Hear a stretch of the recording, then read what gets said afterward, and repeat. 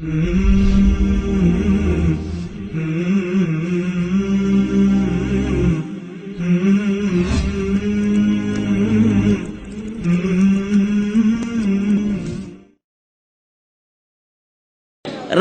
উপকার আলাদা, দিবসের উপকার আলাদা।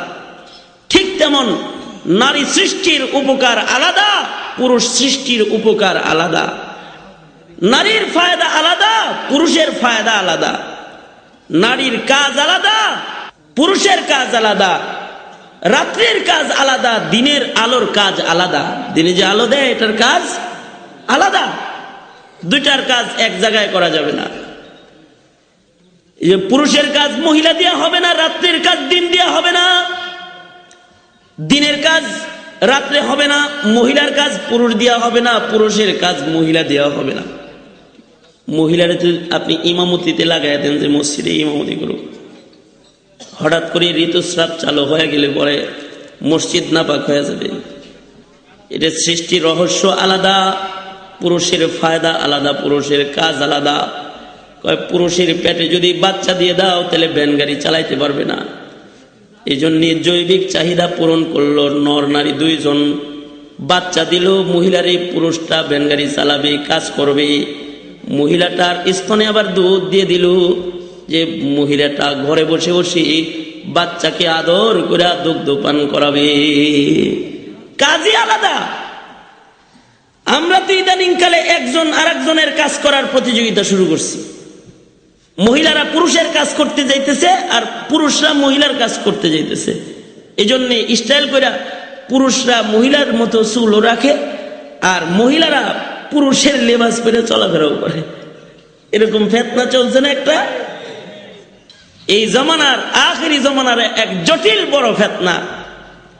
অথচ রাতের কাজ রাতে, দিনের কাজ দিনে, নারীর কাজ নারী, পুরুষের কাজ পুরুষ। কারি তৈয়ব সাহেব রহমতুল্লাহ আলাইহি খুব সুন্দর করে বুঝাইছেন। স্বামী কৃষক মানুষ, হাল দে, জমিনে হাল দে। বিবির দায়িত্ব হলো দুপুর বেলায় খাবার রান্না করে ঠিক 1-1:30টার সময় খাবার নিয়ে চকে পাথারে হাজির হয়ে যাবে। পাখা একটা নিয়ে যাবে, বাতাস করবে, জামাই মিয়া ক্ষেতের কোনায় বসে ভাত খাবে। ডেলি একটার সময় ভাত নিয়ে যায়। কিন্তু একদিন ঘটনাচক্রে এমন হয়েছে যে 3টা বাজে গেছে, কিন্তু খানা নিয়ে আর মহিলা যায় না। স্বামী বেচারার তো মেজাজ খারাপ। সে যে লাঠিটা দিয়া গরু পিটায় ওইটা নিয়ে খালি কতক্ষণ পর ঘুরে আর কয় যে বেলা বাজে 3টা, এখনো খানা আনে না রে, আয়া লোক পিটায় একেবারে শেষ করে ফেলায় দে। এরকম ভাব লইতেছে গেলে।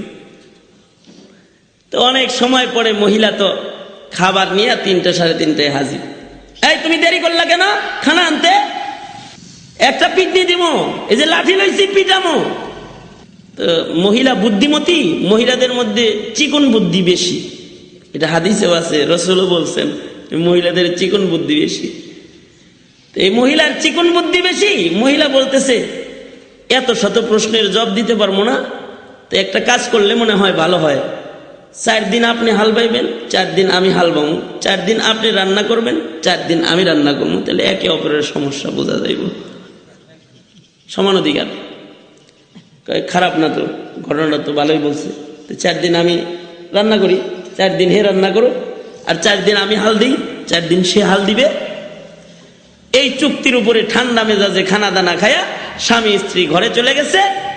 সকাল বেলায় পরের দিন আবার খেতে খামারে আসতে হবে। তো স্বামী বিবিরে উঠায় দিছে, যাও তাড়াতাড়ি যাও, লাঙ্গল জোয়াল লাও, গরু নাও, যাও হালে যাও। তো স্ত্রী বেচারা লাঙ্গল জোয়াল বাজায় টাজায় কোনো রকমে রওনা দিছে আর কি ক্ষেতের দিকে।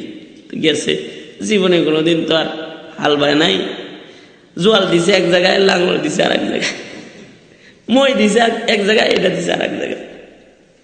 এভাবে করে উল্টা পাল্টা কইরা হাল বাইব তো ক্ষেত, তা না বাইয়া নিজের পা, গরুর পা সব শুদ্ধ হাল বাইছে। দিন বেড়ে এই কাজ করছে। যাওয়ার সময় বলে গেছে, দেখো তুমি কিন্তু সময় মতো খানা নিয়ে কিন্তু হাজির হয়েও, নইলে কিন্তু খবর আছে। এমনি চিন্তা করতেছে আগুনই তো কয়টা ধরামো, কয়টা বাতি তো রানমো, এত তাড়াতাড়ি তাড়াহুড়া করে কিলাম, একটু আরাম করে লই। আরাম করতে যায় 10টার দিকে উঠমো নি, 2 ঘন্টায় ফিনিশ। কিসের 10টা, ঘুমাইতে যায় বাজে গেছে 12টা। 12টা তো বাচ্চে, বাচ্চা যেটা শোয়ায় রেখে গেছিল দুধ খাওয়ায়া, এ বাচ্চা চোখ কান্না আরম্ভ করছে। বাচ্চা এবার মায়ের স্তন তালাশ করতেছে। এবার একবার লাকড়ি নিয়ে চুলার কাছে যায়, চুলা ধরায়, বাচ্চা ধরতে যায়, চুলা নিভে যায়। কি বিপদ, ভাত রান্না হয় না। এদিক দিয়ে বাচ্চা খালি কান্দে, বাচ্চার কান্না মোটে থামে না। যতই চকলেট দেয় মুখের ভিতরে আরো জোরে চিৎকার দেয়। চকলেটে কি আর এই চিৎকার থামবো? এটার জন্য তো আল্লাহ আলাদা জিনিস বানাইছে, ওটা ওরে পাঠাই দিছে খেত। কান্না আস্তে আস্তে বাড়তেছে, কিসের রান্না, কিসের কি। বিবি অপেক্ষায়, কিরে স্বামী তো খাবার নিয়ে আসবে, আইলো না। 3টার সময়, 3:30টার সময় বাচ্চা কোলে নিয়ে যায়, বলে খানা পরে খাওয়াবো, আগে বাচ্চা তোমার। নিজের বাচ্চাটা নিজের বিবির কোলে দিছে। আল্লাহর কুদরত, মা সন্তানের কানেকশন। সন্তান মায়ের কোলে যাওয়ার সাথে সাথে স্তন মুখে দিতে হয় নাই, সাথে সাথে কান্না বন্ধ হয়ে গেছে। জোরে আওয়াজ করে বলেন সুবহানাল্লাহ। আরো জোরে চিল্লায় জোরে বলেন সুবহানাল্লাহ। কোলে দিছে আর কান্না বন্ধ। এবার বাপে বাচ্চার মুখের ভিতরে দেয়, কয় চকলেট খাওয়াই, তাতেও কান্দ। কোলে দিলাম, কান্না নাই। কি পাইলা, কি পাইলা? আল্লাহ ওইটাই বলতেছে, পুরুষ বানাইছি আলাদা কামে, মহিলা বানাইছি আলাদা কামে। একটার কাজ আর একটা দেওয়া হবে না। যদি দাও তাহলে দুর্ঘটনার কবল ছাড়া কিছু আর পাইবে না। একের পর এক দুর্ঘটনা আসতেই থাকবে, আসতেই থাকবে, ঠেকাইতে পারবে না। কখনো লাঙল পায়ে লাগবে, কখনো যায় গরুর পায়ে লাগবে, উল্টাপাল্টা হইতে থাকবে। আল্লাহ তাআলা ওইটাই বলতেছে, হ্যাঁ রাত্রির কসম, অন্ধকার রাত্রির কসম, রাতের ফায়দা আলাদা। আলোক উজ্জ্বল দিবসের কসম, দিনের ফায়দা আলাদা। পুরুষের ফায়দা আলাদা, মহিলার ফায়দা আলাদা। আল্লাহ তাআলা কয়, ইন্না সায়াকুম লাশাত্তা, তোমরা এক একজন এক এক মেহনত করতেছ। রাত দিনের নারী পুরুষের ফায়দা যেমন আলাদা, তোমাদের মেহনতের ফায়দা আলাদা। কেউ যায় নামাজে দাঁড়ায় মেহনত করতেছ, ফায়দা আলাদা, জান্নাতের চাবি দিব। কেউ গুনার কাজে দাঁড়ায় রয়েছ, পাগুলা জাহান্নামে দিব। কেউ তাহাজ্জুদে দাঁড়ায় মেহনত করতেছ, মাকামে মাহমুদ ওয়ালা পয়গম্বরের শাফাত দিব। সুবহানাল্লাহ বলেন। কেউ জিকির করতেছ, জান্নাত দিব। ইবাদত করতেছ, জান্নাত সহজ করে দিব। গুনাহ করবা তাহলে জাহান্নাম সহজ করে দেব। সব জিনিসের ফায়দা যেমন আলাদা, ইবাদতের ফায়দাও আলাদা, গুনার ক্ষতিও আলাদা। যদি ইবাদত করো তাহলে আমার সাক্ষাতের জান্নাতে জায়গা দিব, আর যদি গুনাহ করো তাহলে কিন্তু সাবধান, এর বান্দা জাহান্নামের আযাবের সাজা কিন্তু দিব। এই জন্য তোমরা যে যে মেহনত করো, বুঝা শুনা মেহনত করো। আইলা ঝাইলা মেহনতি হায়াতের সময় বান্দা তুমি কাটায়ও না। যদি কেউ মনে করে আমি ইসলামের সব মানি, আল্লাহর সব কথা ঠিক, তবে শুধুমাত্র সন্তানদের মাঝে মিরাস আর উত্তরাধিকার সূত্রে যে সম্পত্তি বন্টন হবে, তার ব্যাপারে নিয়ম নীতি কি হবে, এটার মধ্যে ইসলাম কিছুটা বৈষম্য করেছে। ওই সময় এটা চলতো, বর্তমান যুগে চলবে না, অচল। এরকম মনে করে যদি এই আয়াতের বিধানকে মডিফিকেশন করতে চায়, কেউ পরিবর্তন করতে চায়, পরিবর্ধন করতে চায়, আমি জিজ্ঞাসা করি, সকালে এক পারা কেন, এক খতম কোরআন শরীফে যদি পড়ে, সারা রাত যদি তাহাজ্জুদ পড়ে, ঈমান আসে না গেছে? ইমানদার না বেঈমান?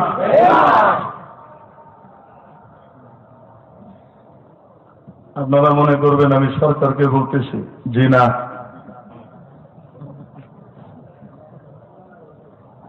এরকম বেঈমান আমাদের প্রজা সাধারণের ভিতরে এই আইন তৈরি করার আগেও ছিল, এখনো আছে। বাবার রেখে যাওয়া সম্পত্তির মধ্যে আমি ভাই যা পাবো আমার বোন তার অর্ধেক পাওনাদার, ঠিক কি ঠিক না? যেই ভাই মনে করে আল্লাহর সব বিধান ঠিক, এই বিধানে একটু সমস্যা আছে, বোনরা তো শ্বশুর বাড়িতে চলে যায়, তারা আসলে তো বাপের বাড়িতে আমাদের বাড়িতে উঠবে, খাবে দাবে, তাইলে আবার এখান থেকে তোমার সম্পত্তি নেওয়ার দরকার কি? এরকম কিছু ভাই আছে না নাই? যে মনে করে দরকার কি, আর আমি যেটা করতেছি তাকে হকটা দিচ্ছে না, এটাই ঠিক, তার ঈমান আছে না গেছে? ঠিক তেমনি ভাবে এর বিপরীতে যে সকল বন্ধা মনে করে সরকার আইন করেছে তাই এখন নতুন আইনে চলবে, আমাকে সমান সমান অধিকার দেওয়া লাগবে, বাবার 3 কাঠা জমির ভিতরে আমাকেও 1.5 কাঠা দিতে হবে, তুমি 1.5 কাঠা আমি 1.5 কাঠা, ইসলামের বিধান অনুযায়ী তুমি 2 কাঠা আমি 1 কাঠা, এটা মানব না, আমি আদালত থেকে সেটা অর্জন করে নেব, এটা আমার হক। এই কথা যদি কোনো মন মনে করে তার ঈমান আছে না গেছে?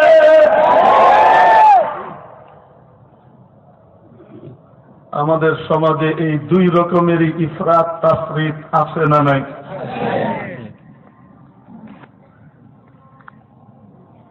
ঈমান সবকিছুর ব্যাপারে আছে,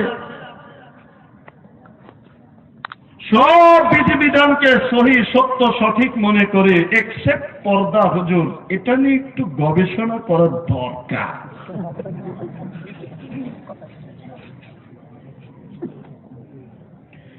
হুজুর, নারীদেরকে বাড়িতে বন্দি করে রাখার যে নিয়মটা, মানে ফতোয়াটা আপনারা দিচ্ছেন, এটা বৈষম্যমূলক এবং নির্যাতন আর নিবর্তনমূলক একটি আইন কিন্তু আপনারা বলছেন। যদি বলেন নাউযুবিল্লাহ। এরকম লোক আমাদের সমাজে আছে না নাই? আল্লাহ রাব্বুল আলামিন সূরাতুল আহজাবে আদেশ করেন, কি আদেশ করেন? আরে আমাদের মতো দিনচিচ্চা মহিলা যেগুলা যে কোনো সময় ফিতনায় পড়ে যেতে পারে, তাদের ব্যাপারে তো আছেই বতরিকা আওলা বিতরিকিল আওলা বলে এক জিনিস আছে, যে আদেশের মাধ্যমে ইবলিসের সেজদা করা সাবিত হয়, সেজদার আদেশ সেই একই তরিকাতে। কারণ আল্লাহ তাআলা আদেশ করেছিলেন কাদেরকে বলেন না? ওয়াইদ কুলনা লিল মালাইকাতি ওয়াল জিন্নি, এরকম লিল মালাইকাতি। আল্লাহ রাব্বুল আলামিন সূরাতুল আহজাবে কি আদেশ করলেন? 22 নম্বর পারার প্রথম পৃষ্ঠায় আল্লাহ আমাদেরকে একটা আদেশ পাঠিয়েছেন। সেই আদেশটা বলার আগে একটা উদাহরণ দিই। আল্লাহ রাব্বুল আলামিন ছাগল তৈরি করলেন, মাছ তৈরি করলেন, কি বানালেন? ছাগল, মাছ।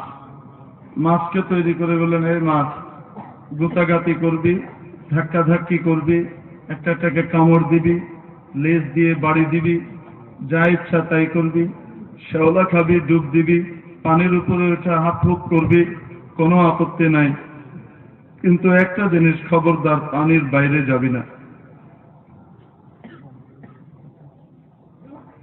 আর ছাগলকে তৈরি করে বলে দিলেন, ছাগল কাঁঠাল পাতা খাবি, আম পাতা খাবি, কলার ছিলকা খাবি, লেদবি, চেনবি, মেমে করবি, যা ইচ্ছা তাই করবি, খবরদার পানিতে যাবি না, মাটিতে থাকবি, কোথায় যাবি না। আর যদি পানিতে যেতেই হয় সাবধান, নৌকা ছাড়া যাবি না। কি বলে দিলেন? পানিতে যেতেই হয়, নৌকা ছাড়া যাবি না, আদেশ করে দিলেন। এখন হাজার হাজার কোটি কোটি বছর ধরে মাছ আল্লাহর এই বিধান মেনে আসছে, সুখে আছে না শান্তিতে? বলেন না দুইটাই।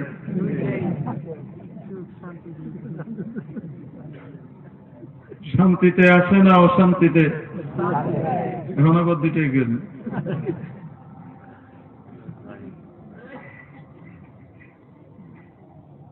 ছাগলও তার আল্লাহর হুকুম আজ পর্যন্ত মেনে চলতেছে। এই ছাগল আল্লাহর হুকুম এই পরিমাণ মানা মানে আপনারা 3 জন মিলে যদি ছাগলকে পানিতে নামাইতে চান টেনে, তো তাহলে ছাগল আপনার আদেশ না মেনে সকলের আদেশ বাদ দিয়ে আল্লাহর আদেশ মানার ক্ষেত্রে এত মজবুত তাকওয়া ইখতিয়ার করে যে আপনি তাকে টেনে পানিতে নামাইতে পারবেন না, সে তার খুর দিয়ে লাঙলের কাজ করে দিবে, তারপরও নামাতে পারবেন না। ঠিক কি ঠিক না? হঠাৎ কিছুদিন পরে ডিজিটাল আমলের ডিজিটাল মাস আসলো। ডিজিটাল শিক্ষা, ডিজিটাল চেতনা ধারণ করে এখন বলে আমি ডিজিটাল চেতনাধারী একজন মাছ, সাগরের বড় তিমি, আমি এত বড়, আমাকে করে রাখা হয়েছে এই পানিতে বন্দী, আমি এখন মৎস্য স্বাধীনতার দাবি নিয়ে পথে নামতে চাই। মাটিতে ট্যাঙ্ক আবিষ্কার হয়েছে, মিসাইল আবিষ্কার হয়েছে, ঘড়ি আবিষ্কার হয়েছে, মাটির মধ্যে আরো কত রকমের প্লেন ইত্যাদি আবিষ্কৃত হয়েছে, আমাদেরকে দেখা থেকে বঞ্চিত করা হচ্ছে। এখন আমরা স্বাধীনতা নিব এবং আমরা ওইটা দেখতে যাব। এই দেখার নিয়তে যদি কোনো ডিজিটাল মাছ পানি থেকে বাহির হয়, তাহলে বাঁচবে না মরবে? মরবে। শান্তিতে মরবে না অশান্তির সাথে মরবে? শান্তির সাথে মরবে। পানিতে থাকলেও কিন্তু কোনো না কোনো দিন মরত, কিন্তু শান্তিতে মরত। এখন জমিনে মরবে, সময়ের আগে মরবে এবং অশান্তিতে ছটফট করতে করতে মরবে। ঠিক কি ঠিক না? ঠিক তেমনি ভাবে ছাগল এতদিন পর্যন্ত আমল করে এসেছে, হঠাৎ যুগের বাতাস পেয়ে এক ছাগল ডিজিটাল হয়ে গেল। এই ডিজিটাল ছাগল এখন বলতেছে পৃথিবীর 4 ভাগের 3 ভাগ পানি আর 1 ভাগ হলো মাটি, অতএব এখন আমাকে শুধু 1 ভাগের মধ্যে বন্দী থাকলে চলবে না, আমাকে তো অনেক কিছু দেখতে হবে।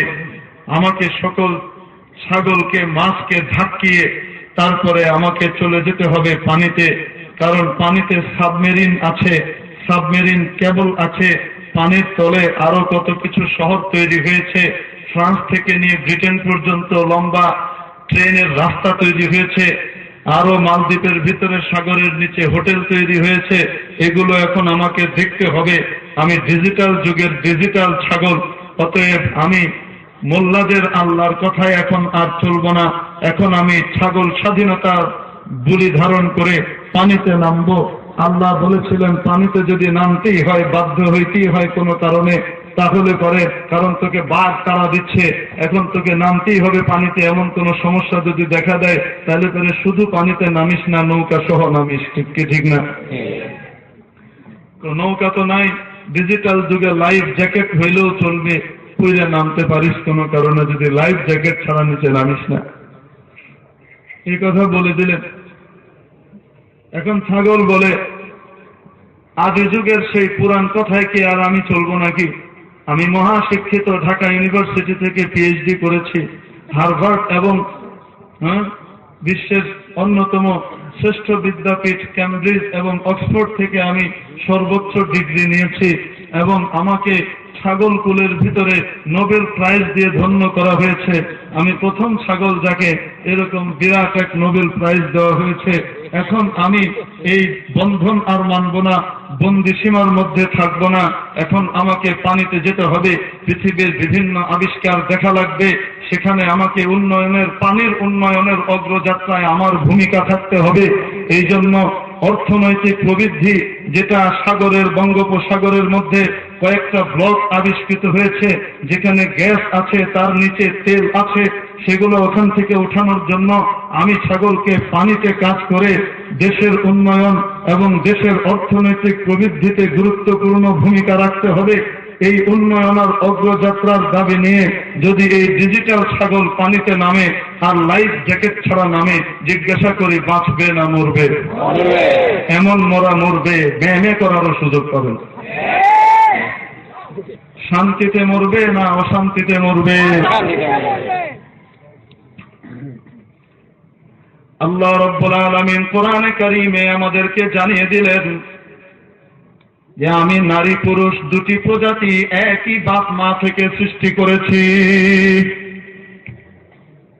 নারীর আকার প্রকার, নারীর গঠন প্রকৃতি পুরুষের গঠন প্রকৃতির থেকে ভিন্ন দিয়েছি, কারণ দুইজনের কর্মক্ষেত্র ভিন্ন ভিন্ন, ঠিক কি ঠিক না?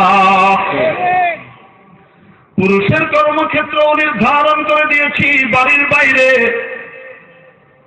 খেটে খুটে কামলাগিরি করে যত রকমের কষ্টই হোক না কেন কামাই করে এনে তোমার বাড়ির মেয়েটির মুখে খাবার তুলে দিবে। তোমার কাজ বাইরেও সুযোগ থাকলে ভিতরেও কিছু করবে। আর নারীর জন্য জায়গা নির্ধারণ করে দিলেন বাড়ির ভিতরে, বাড়ির বাইরে নয়। এই নির্ধারণ করেছেন কে? মোল্লা না আল্লাহ? আরো জোরে বলেন, মোল্লা না আল্লাহ? হুজুর আল্লাহ কই কইছে? আপনারা না ফতোয়া দিতেছেন, আপনারাই ফতোয়া দেন। আল্লাহ কই কইছে?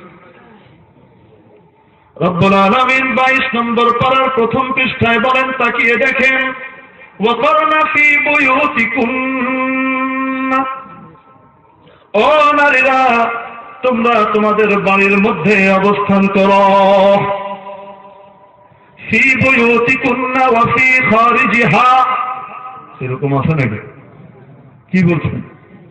ওয়াকারনা ফি বুয়ুতিকুন্না, তোমরা তোমাদের বাড়ির মধ্যে অবস্থান করো, বাইরে যেও না। যদি কোনো কারণে তোমার বাইরে যেতে হয়,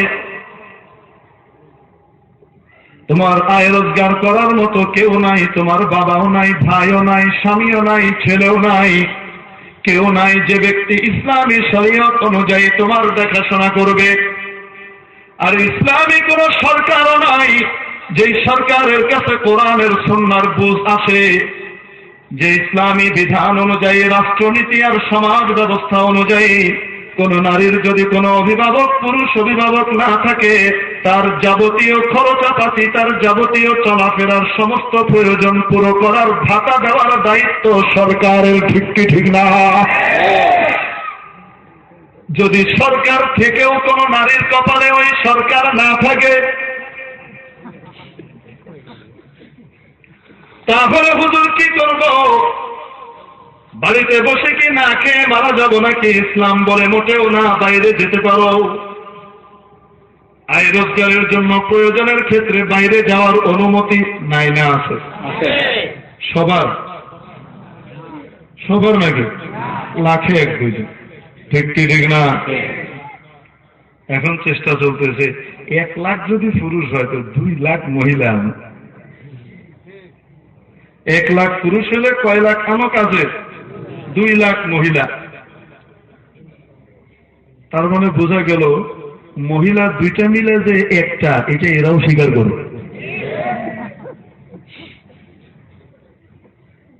ঠিক কি ঠিক না?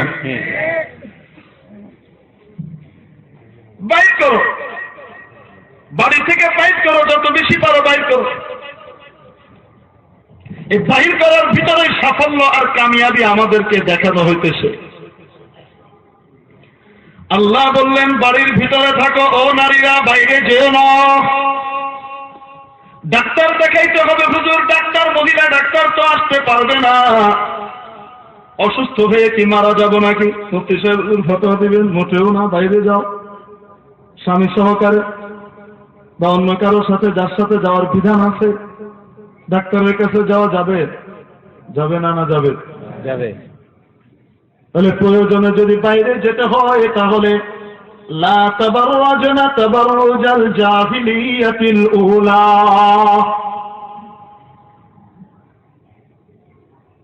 এর মজমুনি তরজমা করে দিন। যদি বাইরে যেতে হয়, একান্ত প্রয়োজনে যদি বাড়ির বাইরে যেতেই হয়, তাহলে সাবধান, বিনা লাইফ জ্যাকেটে, বিনা বোরকায়, বিনা পর্দায় যেও না। লা তাবাররাজনা, খোলামেলা ভাবে এক্সপোজ করে বাইরে যেও না। তাবাররুজাল জাহিলিয়াতিল উলা, আগেকার যুগে, জাহিলি যুগে নারীরা যেভাবে বাইরে শরীরের অঙ্গগুলো প্রদর্শন করে পাখি ড্রেস পরে বের হইত, এরকম পাখি আর ঈগল আর চিল আর শকুন মার্কা ড্রেস পরে বাইরে যেও না। বাইরে যদি যেতে হয় তাহলে পর্দার সাথে বাহিরে যাও, ঠিক কি ঠিক না? এখন আমাদের ডিজিটাল যুগে কেউ কেউ বলতে লাগলো, না না না, চলবে না। এখন জাতীয় অর্থনৈতিক প্রবৃদ্ধির মধ্যে নারীদেরকেও সমান তালে অংশগ্রহণ করাইতে হবে, বাহির করো। আল্লাহ বানাইছিলেন রাজরানী, আমরা বানাইতে চাই চাকরানী। একজন পুরুষের সাথে যখন একজন নারীর বিয়ে হয়, দুজন নারী পুরুষ যখন পরস্পরে বিবাহ বন্ধনে আবদ্ধ হন, তখন সর্বপ্রথম যে অধিকার স্বামীর প্রতি স্ত্রীর যে অধিকার প্রতিষ্ঠিত হয় সেটা হল তার মোহরানা। স্বামীর পক্ষ থেকে একতরফাভাবে স্ত্রীকেই মোহরানা প্রদান করতে হয়, এবং সেটা আল্লাহ পবিত্র কুরআনে বলে দিয়েছেন ফরজ। আল্লাহ বলেন, লাকাদ আলিমনা মা ফরাজনা আলাইহিম ফি আজওয়াজিহিম, স্বামীদের জন্য আমি ফরজ করে দিলাম স্ত্রীদের মোহরানা আদায় করে, যে সম্পূর্ণ একতরফাভাবেই স্বামীর পক্ষ থেকে স্ত্রীকে সর্বপ্রথম তার অধিকার দিতে হয় বিবাহ বন্ধনে আবদ্ধ হওয়ার বিনিময়ে, যেটাকে ইসলামের পরিভাষায় মোহর বলা হয়। এটা স্ত্রীর অধিকার স্বামীর উপর। যতক্ষণ পর্যন্ত স্বামী তার স্ত্রীর মোহর আদায় করবে না, ততক্ষণ পর্যন্ত স্ত্রীর অধিকার তাকে স্বামীকে তার গায়ে স্পর্শ করতে দেবে না। আংশিকভাবেও যদি কোনো স্বামী তার স্ত্রীর মোহর আদায় করে না, তাহলে স্ত্রীর অধিকার আছে স্বামীকে নিষেধ করার, আমার গায়ে আপনি স্পর্শ করতে পারবেন না, আপনি আমার অধিকার আদায় করেন। তাহলে কার অধিকার আগে প্রতিষ্ঠিত হল? স্ত্রীর অধিকার আগে প্রতিষ্ঠিত হল। স্বামী যখন স্ত্রীর মোহরের অধিকার আদায় করবেন, তখনই স্বামী তার স্ত্রীর গায়ে স্পর্শ করার অধিকার পাবে। যতক্ষণ পর্যন্ত স্বামী তার স্ত্রীর মোহরের অংশবিশেষ আদায় করবেন না, ততক্ষণ পর্যন্ত স্ত্রীর গায়ে ছুঁইবারও অধিকার পাবেন। পরিষ্কার হয়ে গেল যে স্বামী স্ত্রীর পরস্পরের দায়িত্ব এবং অধিকারের মধ্যে স্ত্রীর অধিকার আগে প্রতিষ্ঠিত হলে পরেই পরবর্তীতে স্বামীর অধিকার প্রতিষ্ঠিত হয়। 1 নম্বর অধিকার স্ত্রীর স্বামীর প্রতি মোহর আদায় করা। 2 নম্বর অধিকার সারা জীবনের খুরাকির ব্যবস্থা করা। স্বামী সারা জীবন ভর স্ত্রীর খুরাকির ব্যবস্থা করতে হবে, খানা পিনার জোগাড় করে দিতে হবে।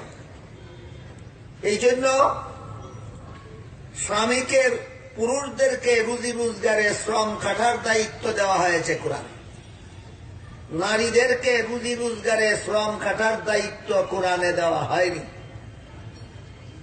তার কারণ নারীদেরকে ইসলামী বিধানে এমন কতগুলি দায় দায়িত্ব দেওয়া হয়েছে যেগুলি কোনো পুরুষের পক্ষে পালন করার উপায় নাই। যেমন একতরফাভাবে নারীদেরকেই মাসিক ঋতুস্রাবের ঝামেলা পোহাতে হয়, এই দায়িত্ব কোনো পুরুষের জীবনে নাই। প্রত্যেকটা সন্তান নারীর গর্ভেই ধারণ করতে হয়, কোন পুরুষের এই দায়িত্ব নাই। প্রতিটি সন্তানের প্রসব কষ্ট একতরফাভাবে নারীকেই সহ্য করতে হয়, এই দায়িত্ব কোনো পুরুষের নাই। প্রতিটি সন্তানকে লালন পালনের কষ্ট একতরফাভাবে নারীকেই সহ্য করতে হয়, এই দায়িত্ব কোনো পুরুষের নাই। সুতরাং এতগুলি দায়িত্ব যে একতরফাভাবে নারীদেরকে দেওয়া হলো, এর ভিতর দিয়া নারীদের উপার্জনে শ্রম খাটার সময় কোথায়, সুযোগ কোথায়? এই জন্য এত সব দায়িত্ব যেহেতু সৃষ্টিগতভাবে আল্লাহর পক্ষ থেকে শুধুমাত্র নারীদেরকে দেওয়া হয়েছে, তাই উপার্জনে শ্রম খাটার দায়িত্ব একতরফাভাবে পুরুষকেই দেওয়া হয়েছে।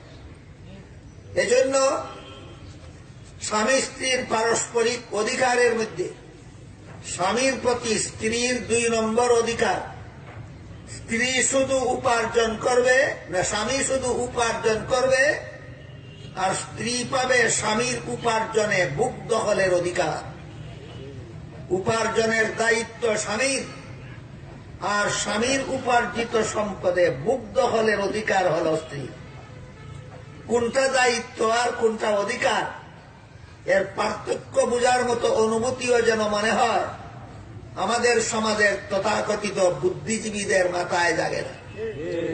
তারা উপার্জনের দায়িত্বটা নারীর ঘাড়ে চাপিয়ে দিয়ে পুরুষের সমান অধিকার দিলাম বলতে চায়। উপার্জনে শ্রম খাটা অধিকার নয়, উপার্জনে শ্রম খাটা দায়িত্ব। উপার্জিত সম্পদ বুক করা হলো অধিকার। উপার্জন হলো দায়িত্ব আর উপভোগ হলো অধিকার। দায়িত্বটা দেওয়া হয়েছে পুরুষকে, উপার্জন করবে পুরুষ, অধিকার দেওয়া হয়েছে নারীকে। পুরুষের উপার্জিত সম্পদ শুধু উপভোগ করবে নারীরা। যতদিন পর্যন্ত একটা নারীর বিয়ে না হয় ততদিন পর্যন্ত তার বাবা শুধু উপার্জন করবে, আর মেয়ে শুধু বাবার উপার্জিত সম্পদ উপভোগ করবে। বিয়ের পর থেকে মরণ পর্যন্ত সারা জীবন ভর স্বামী শুধু উপার্জন করবে, আর স্ত্রী স্বামীর উপার্জিত সম্পদ শুধু উপভোগ করবে। কোনটা দায়িত্ব আর কোনটা অধিকার আমাদের বুদ্ধিজীবীরা সব একাকার করে ফেলছেন, সব জোগা খিচুড়ি পাকিয়ে ফেলছেন। একটা হলো দায়িত্ব আর একটা হলো অধিকার। বলুন, উপার্জনের শ্রম খাটাটার নাম কি অধিকার না দায়িত্ব? এটা কার? পুরুষের। আর উপার্জিত সম্পদ বুক করাটা কি দায়িত্ব না অধিকার? এটা কার? মহিলা। সুতরাং সারা জীবন ভর উপার্জনের দায়িত্ব ইসলামের বিধান মতে পুরুষের উপর অর্পিত, আর পুরুষের উপার্জিত সম্পদে বুক দখলের অধিকার নারীর জন্য প্রতিষ্ঠিত। আমাদের বর্তমান সমাজের বিশেষত মুসলমান মহিলাদের বিষয়গুলি ভালো রকম জানার বুঝার দরকার। কোন স্ত্রীকে যদি তার স্বামী বলে যে একটা অফিসে আমি চাকরি করি, 5,000 টাকা বেতন পাই, আর একটা অফিসে তুমি চাকরি করো, আরো 5,000 টাকা বেতন পাবে, আমিও উপার্জন করি তুমিও উপার্জন করো, এমতাবস্থায় এইরকম প্রস্তাব কোন স্ত্রীকে যদি তার স্বামী করে, স্ত্রী বুদ্ধিমতী হইলে স্ত্রীকে ইসলাম কি অধিকার দিয়েছে এটা নারীর জানা থাকলে সাথে সাথে স্বামীর মুখ বরাবর বলে দিতে পারবে, ঠিক আছে, আপনি যেমন একটা অফিসে চাকরি করে 5,000 টাকা উপার্জন করবেন, আমিও আর একটা অফিসে চাকরি করে আরো 5,000 টাকা উপার্জন করবো, ভালো কথা। ঠিক তেমনি ভাবে একটা সন্তান যেভাবে আমার পেটে ধারণ করব, আর একটা সন্তান আপনার পেটে ধারণ করুক। আমার পেটে সন্তান ধারণ করার সময় আপনি থাকবেন বিশ্রামে, আপনার পেটে সন্তান ধারণ করার সময় আমিও থাকবো বিশ্রামে। এই কথা মুখ বরাবর বলে দিতে পারবেন ওই সমস্ত নারীরা, যে সমস্ত নারীদের জানা থাকবে আপনাদেরকে ইসলাম কতটুকু অধিকার দিয়েছে। তাই মুফাসসিরিনে কেরাম তাফসীরের কিতাবে লেখেন, আল্লাহ পাক রব্বুল আলামিন লাহুন্না শব্দটা আগে বলেছেন, নারীর অধিকার আগে, আলাইহিন্না শব্দটা পরে বলেছেন, পুরুষের অধিকার পরে। আগে পুরুষের উপর নারীর অধিকার প্রতিষ্ঠিত হয়, তারপরে নারীর উপর পুরুষের অধিকার প্রতিষ্ঠিত হয়।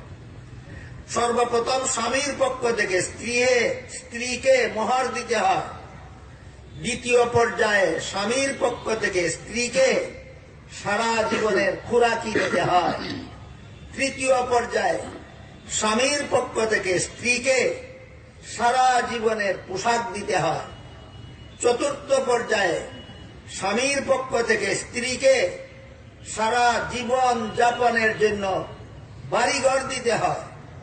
পঞ্চম পর্যায়ে স্বামীর পক্ষ থেকে স্ত্রীকে মান সম্মানে বসবাস করার এবং হালাল পথে চলার মতো, জাহান্নাম থেকে বাঁচার পথে চলার মতো, জান্নাত লাভ করার পথে চলার মতো ব্যবস্থা দিতে হয়। এটা স্বামীর উপর ফরজ।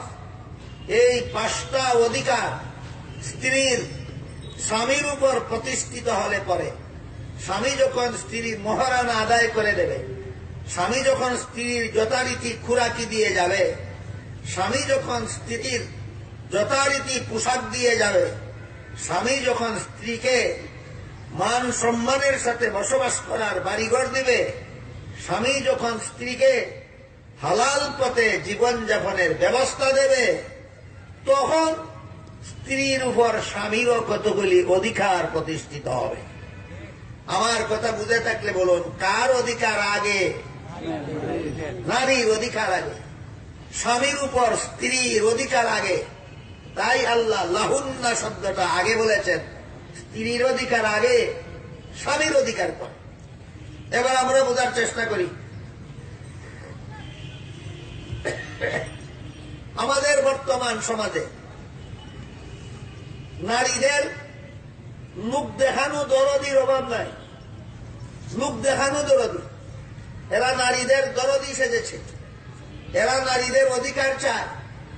এরা নারীদের অধিকারের জন্য আন্দোলন করে আর বলে নারী পুরুষের সমান অধিকার চায়। আমি জিজ্ঞেস করি, এ পর্যন্ত আমার যে কথাগুলি আপনারা বুঝতে পারলেন, আল্লাহ পাক রব্বুল আলামিন কুরআনের বিধান মতে, ইসলামী আইন মতে নারীকে পুরুষের সমান অধিকার দিয়েছেন না অগ্রাধিকার? যেখানে আল্লাহ দিলেন অগ্রাধিকার, সেখানে তোমরা সমান অধিকার চাও। তোমরা নারীর অধিকার রক্ষাকারী না নারীর অধিকার ধ্বংসকারী? এই সমস্ত স্লোগানদারীদেরকেই দেখা যায় স্ত্রীর জীবনের প্রথম অধিকারটাই আদায় করে। স্ত্রীর জীবনের সর্বপ্রথম অধিকার হল তার মোহর। আল্লাহ কুরআনে বলেন, এটা আমি ফরজ করে দিয়েছি। স্বামীদের পক্ষ থেকে স্ত্রীর জীবনের প্রথম অধিকার মোহর আদায় করা ফরজ। সুতরাং যে স্বামী তার স্ত্রীর সমুদয় মোহর আদায় করবে না, সে ফরজ লঙ্ঘনের গুনাহগার হয়ে হাসরের মাঠে আল্লাহর আদালতে হাজিরা দিতে হবে। এই সমস্ত তথাকথিত নারীবাদীরা কতজন স্ত্রীর মোহর যথাযথভাবে আদায় করে? কাবিনে লেখাইয়া রাখে 9,09,999 টাকা, 1 লাখও দেয় না। জিজ্ঞাসা করলাম একদিন একজন এইরকম কাবিন লেখা নেওয়ালাকে, তুমি 9,09,999 টাকা মোহর কাবিন লেখাইলে, এত টাকা তুমি পরিশোধ করবে কিভাবে? আমাকে বলে এইগুলি পরিশোধ করতে হয় না। আমি জিজ্ঞাসা করলাম, পরিশোধ করতে হয় না তাহলে লেখাইলে গেল? হয় ফর ফ্যাশন অনলি, খালি একটা বাহাদুরি দেখাইবার জন্য। এই রকমের বাহাদুরি যারা দেখাও, যারা কাবিনে স্ত্রীর মোটা অঙ্কের মোহরানা লেখাও, পরিশোধ করার দরকারই মনে করো না। তোমাদের সম্পর্কে এই হাদিস শরীফে আল্লাহর রাসূল সাল্লাল্লাহু আলাইহি ওয়াসাল্লাম বলেছেন, যে লোক তার বিয়েতে এমন একটা মোহর ধার্য করে বিয়ে করে যা পরিশোধ করার ইচ্ছাই নাই তার, এই লোকটা যতদিন তার বিবির সাথে মিলামিশা করবে ততটা জিনার গুনাহ তার আমলনামায় লেখা হবে। সুতরাং ফ্যাশন ইচ্ছা মতে করো। আল্লাহর রাসূলের ঘোষণা, যেই ব্যক্তি তার স্ত্রীর মোহর আদায় করার ইচ্ছা রাখে না, এই ব্যক্তি যতবার তার বিবির সাথে মিলামিশা করবে ততটা জিনার গুনাহ তার আমলনামায় লেখা হবে। কোথায় গেল তোমাদের নারীর অধিকার আদায়ের আন্দোলন? কোথায় গেল তোমাদের নারীর অধিকার আদায়ের স্লোগান? এইগুলি ধোঁকাবাজি ছাড়া আর কিছু নয়। সমাজের মুসলমান নারীদের চোখে দুলাফরা দিয়ে তাদেরকে ঠকানো ছাড়ার চক্রান্ত ছাড়া, ঠকানোর চক্রান্ত ছাড়া আর কিছু নয়।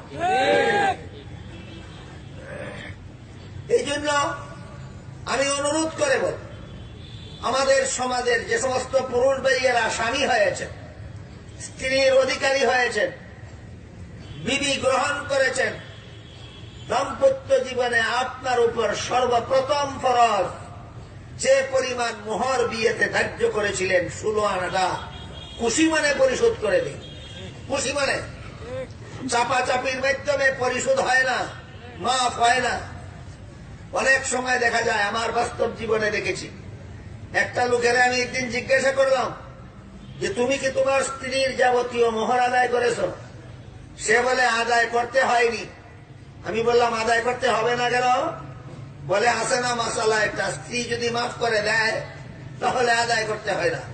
আমার স্ত্রী আমাকে মাফ করে দিয়েছে। আমি জিজ্ঞেস করলাম কিভাবে মাফ করলো? ওই বাসর করেই যখন আমার পাশে তাকে দেওয়া হলো, তখন আমি তাকে বললাম তোমারে আমি স্পর্শ করবো না, শুইব না যদি কাবিনের টাকা মাফ না করো। কেতনা বড় ডাকাত হলে বাসর করে বিবিকে এমন কথা বলতে পারে? এ কত বড় ডাকাত! বাসর করে বিবি রে ভাই তোরে সইতাম না যদি মোহরের টাকা মাফ না করো।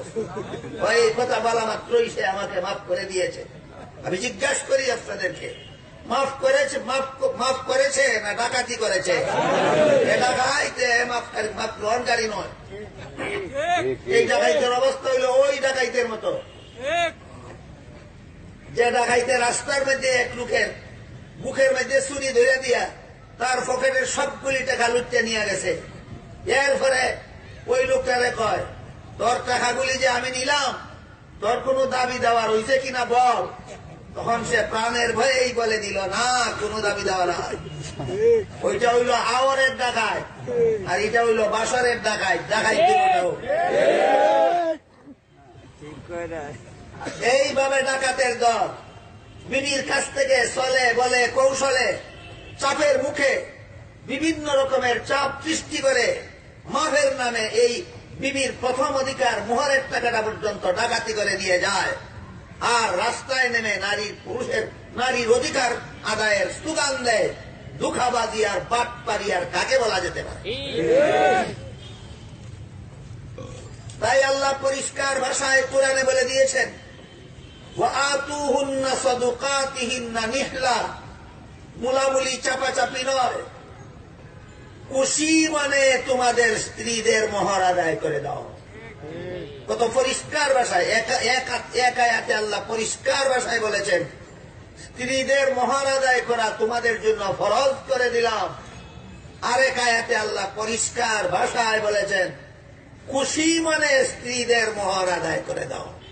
কাজেই কোন স্ত্রীও যদি তোমার কোন চাপাচাপি ছাড়া, কোন রকমের চাপ সৃষ্টি ছাড়া, কোন রকমের লজ্জায় ফেলা ছাড়া সম্পূর্ণ খুশি মানে যদি কোন স্ত্রী তার স্বামীকে বলে আমরা দুজন মিলেমিশে সংসার চালাবো, আমি আপনার কাছ থেকে এই টাকাগুলি নিয়ে আমার তো খরচের আলাদা কোনো খাত নাই, তাই আমি সন্তুষ্ট হয়ে আপনাকে মাফ করে দিলাম, তখনই শুধু মাফ হতে পারে। এছাড়া কোন পরিস্থিতির শিকার বানিয়ে কোন রকমের চাপ সৃষ্টি করে মাফ নেওয়ার বাহানা করার মানে হল ডাকাতি করা। আমাদের সমাজের তথাকথিত এক শ্রেণীর বুদ্ধিজীবীরা পর্যন্ত বাসর করে বিবিদের মোহরের টাকাটাও ডাকাতি করে নিয়ে যায়।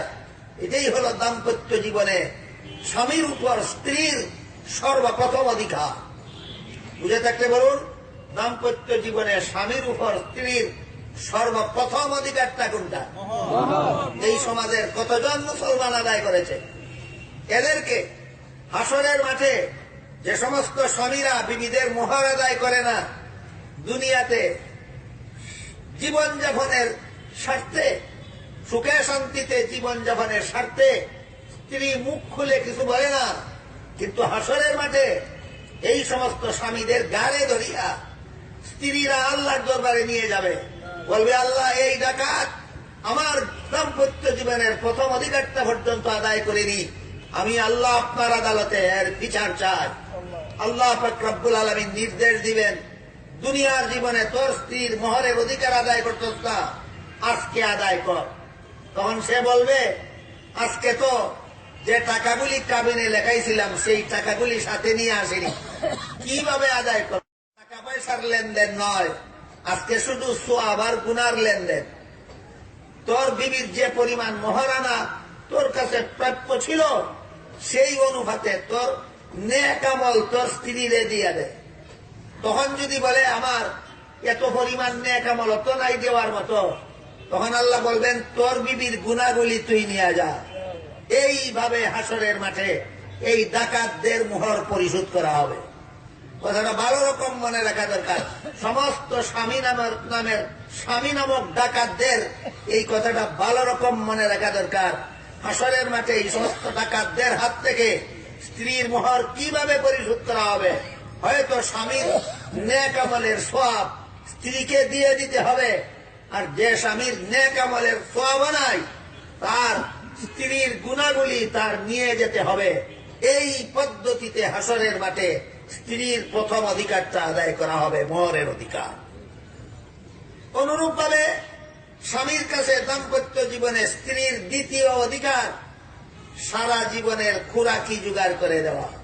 কেউ উপার্জন করবে আর কেউ উপভোগ করবে। আলোচনা হয়ে গেছে আগে। উপার্জন করবে কে আর উপভোগ করবে কে? উপার্জন করবে একমাত্র স্বামী আর উপভোগ করবে একমাত্র স্ত্রী। এটা নারীদের প্রতি ইসলামের দেওয়া 2 নম্বরের অধিকার। 3 নম্বর, সারা জীবনের পোশাক দিতে হবে। উপার্জন করবে স্বামী আর উপভোগ করবে স্ত্রী। এটা হলো দাম্পত্য জীবনে স্বামীর উপর স্ত্রীর 3 নম্বর অধিকার। 4 নম্বরে, সারা জীবন ভর বসবাসের উপযোগী বাড়িঘর দেবে। এটা স্বামীর প্রতি স্ত্রীর 4 নম্বর অধিকার, এবং পরিশোধ করতে হবে স্বামীকে, উপভোগ করবে একমাত্র স্ত্রী। 5 নম্বর, হালাল পথে জীবনযাপনের ব্যবস্থা। যথারীতি নামাজ রোজা ইবাদত বন্দেগী করার মাধ্যমে জীবনযাপনের ব্যবস্থা। সকল প্রকার গুনাহ থেকে বিরত থাকার মাধ্যমে জীবনযাপনের ব্যবস্থা দেওয়া স্বামীর উপর ফরজ। এই ব্যবস্থা পাওয়াটা স্বামীর কাছে স্ত্রীর 5 নম্বর অধিকার। এই সবগুলি অধিকার স্বামী যখন স্ত্রীকে আদায় করবে, পরিশোধ করবে, তখন স্ত্রীর উপর স্বামীর অধিকারগুলি প্রতিষ্ঠিত হবে। আমার কথাগুলি বুঝে থাকলে এবার বলুন, কার অধিকার আগে? বিবির অধিকার আগে, নারীর অধিকার আগে। যদি পুরুষ আদায় করো, যদি স্বামীরা স্ত্রীদের অধিকারগুলি আদায় করো, তাহলে এর পরে স্ত্রীর উপর তোমার অধিকার প্রতিষ্ঠিত হবে। এবার আমরা বোঝার চেষ্টা করি স্ত্রীর উপর স্বামীর কি কি অধিকার প্রতিষ্ঠিত হয়। সর্বপ্রথম, স্ত্রী স্বামীর ঘর করবে। কার ঘর করবে? স্বামীর ঘর করবে। স্বামীর ঘরে থাকতে হবে, স্বামীর ঘর দেখাশোনা করতে হবে। এটা হলো স্ত্রীর উপর স্বামীর প্রথম অধিকার। বুঝে থাকলে বলুন, স্ত্রীর উপর স্বামীর প্রথম অধিকারটা কোনটা? স্ত্রী স্বামীর ঘর করবে, ঘরে থাকবে। কোন স্ত্রী যদি মা বাবাকে দেখতে চায় আর স্বামীর ঘরে থেকে মা বাবাকে দেখার সুযোগ না হয়, মা বাবার বাড়ি দূরে থাকে, মা বাবা কোন দূরবর্তী কোন স্থানে অবস্থান করেন, এমত অবস্থায় কোন স্বামীর স্ত্রী মেয়ে যদি তার মা বাবাকে দেখতে চায়, স্বামীর কাছে অনুমতি চাইয়া তার বাড়ির থেকে বিদায় নিতে হবে। স্বামীর অনুমতি ছাড়া স্বামীর বাড়ির থেকে অন্য কোথাও যেতে পারবে না স্ত্রী। এটা হলো স্ত্রীর প্রতি স্বামীর 2 নম্বর অধিকার। 1 নম্বর অধিকার স্বামীর ঘরে থাকতে হবে। 2 নম্বর অধিকার, কোন দরকারে বাড়ির বাইরে যেতে হলে স্বামীর অনুমতি নিয়ে যেতে হবে। এটা স্ত্রীর প্রতি স্বামীর কত নম্বর অধিকার? 2 নম্বর অধিকার। 1 নম্বর অধিকার হলো স্বামীর ঘরে থাকতে হবে। 2 নম্বর অধিকার, কোন দরকারে স্বামীর বাড়ির থেকে কোথাও যেতে হলে স্বামীর অনুমতি নিয়ে যেতে হবে। কিন্তু কোন স্বামী যদি এত বড় জালেম হয় যে তার স্ত্রীকে তার মা বাবাকে দেখার জন্য বাপের বাড়ি যাইতে দেয় না, এমন জালেম যদি হয়, তাহলে এই জালেমের অনুমতি না নিয়েই স্ত্রী মা বাবাকে দেখার জন্য বাবার বাড়ি যাওয়ার অধিকার রাখে। একটা শর্ত আছে, সন্ধ্যার আগে আগে ফিরে আসতে হবে। সকালবেলায় যেতে হবে, সন্ধ্যার আগে ফিরে আসতে হবে। রাত্রি যাপন করা যাবে না।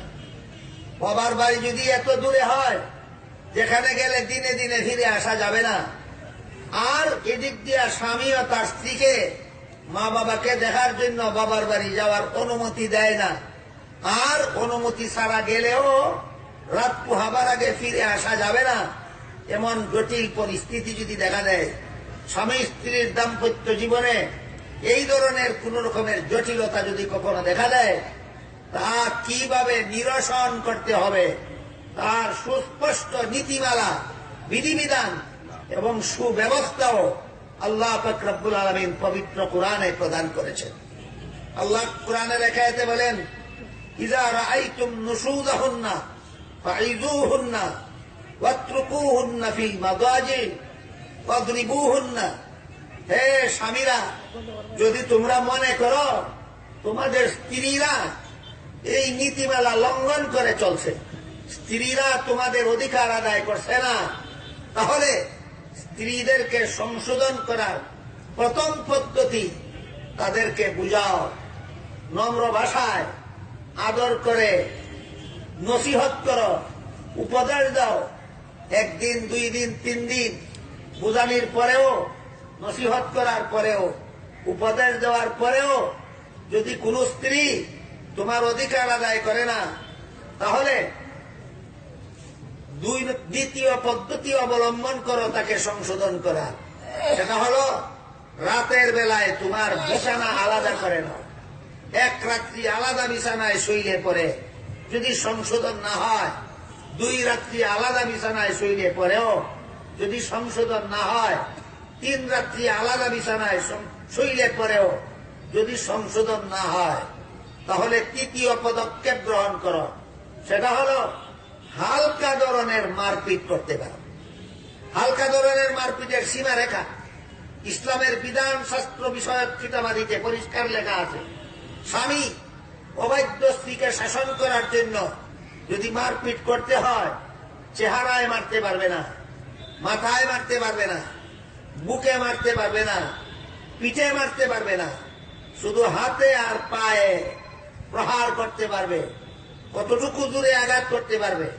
যতটুকু দূরে আঘাত করলে চামড়া কাটে না, চামড়া ফাটে না, রক্ত ছুটে না, দাগ পরে যায় না, এতটুকু। এটার নাম হলো হালকা ধরনের মারপিট।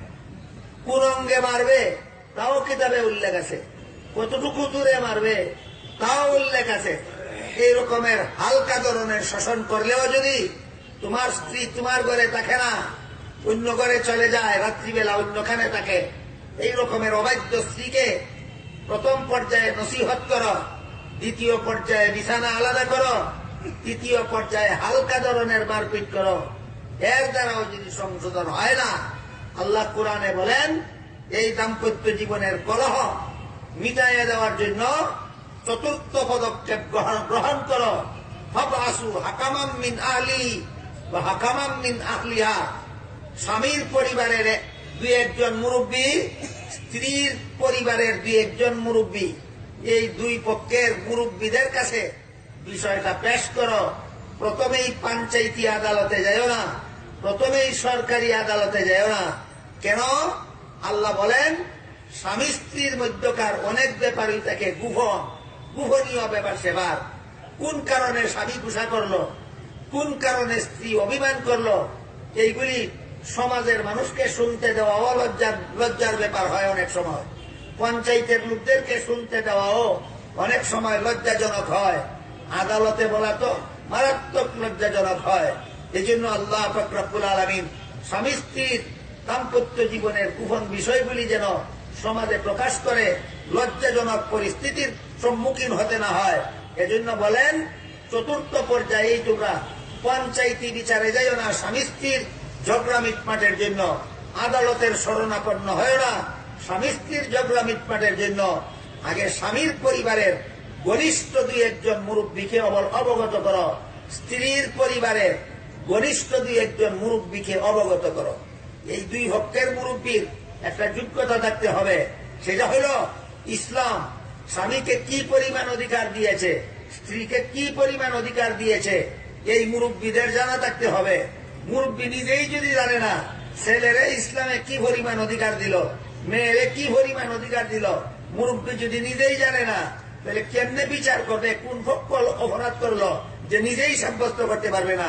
যে মুরব্বী নিজেই মূর্খ, এই মুরব্বী এই বিধান মতো বিচার করার যোগ্যতাই রাখে না। আমাদের বর্তমান সমাজের অবস্থা এইরকমই। এই পরিস্থিতি যেখানে দাঁড়ায় সেখানে শুধু দুই পরিবারের দুই একজন মুরব্বীর কাছে বিষয়টা বললেই হবে না।